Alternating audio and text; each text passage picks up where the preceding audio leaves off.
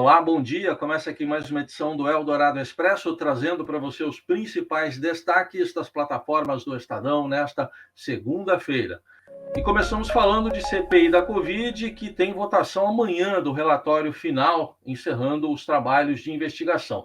Mas pode haver alteração na lista de investigados, uma ampliação. Alguns senadores querem colocar mais nomes nessa lista de investigados. Um deles é o senador Eduardo Braga, do MDB, que quer incluir o indiciamento do governador do Amazonas, Wilson Lima, pelo caso da crise de oxigênio no começo do ano em Manaus. Todos os detalhes que envolvem os bastidores da CPI da Covid você encontra em várias reportagens nas plataformas do Estadão. Outro assunto do dia é que o Facebook e o Instagram removeram a live da última quinta-feira do presidente Jair Bolsonaro por ele ter feito uma associação mentirosa entre vacina contra a Covid e casos de AIDS.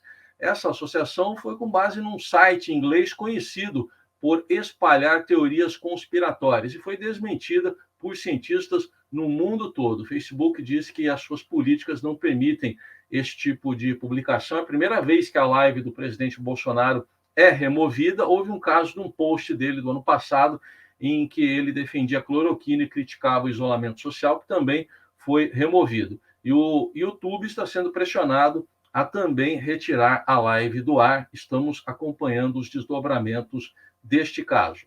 Outro assunto do dia que a gente trata aqui no Jornal Dourado, como é que fica a situação do ministro Paulo Guedes, depois de ter balançado no cargo na semana passada e ter perdido auxiliares após ter determinado um fura-teto, um drible no teto de gastos públicos que é previsto em Constituição, para, com esse dinheiro, pagar o Auxílio Brasil, novo programa social que vai substituir o Bolsa Família. Ontem o ministro esteve com o presidente Bolsonaro numa feira de pássaros em Brasília e voltou a defender esse fura-teto, dizendo que é necessário para programas sociais. Mas o próprio Estadão já mostrou vários especialistas dizendo que é possível ter o programa social sem furar o teto, com medidas como, por exemplo, a redução de emendas parlamentares para deputados e senadores. Aliás, falando nesse assunto das emendas parlamentares, hoje o Estadão traz um desdobramento do caso do orçamento secreto, que foi revelado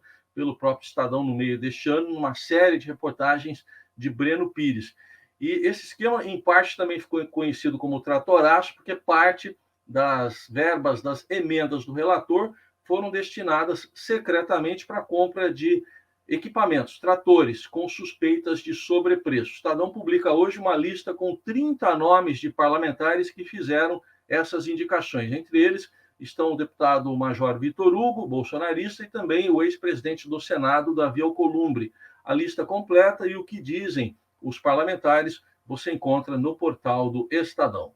No esporte, destaque para Rebeca Andrade, ginasta brasileira que voltou a fazer história depois das conquistas em Tóquio. Na Olimpíada, ela voltou ao Japão agora para conquistar ouro e prata no Mundial de Ginástica. Ganhou ouro no salto, prata nas barras assimétricas e ontem ficou em sexto lugar na trave, uma participação histórica da Rebeca Andrade. E tem toda a cobertura também da rodada do fim de semana do Brasileirão, que ainda tem mais jogos hoje, um deles Palmeiras e Sport no Allianz Parque. E falamos ainda sobre o Carnaval de São Paulo, que aos poucos vem sendo desenhado. As escolas de samba aqui de São Paulo estão retomando as atividades, ainda seguindo os protocolos, mas já nos preparativos para o Carnaval de fevereiro do ano que vem, que por enquanto está programado. Só não vai ocorrer se houver depois alguma recomendação sanitária. O Estadão detalha hoje como é que está a preparação de cada escola, ainda sem abertura para o público em geral,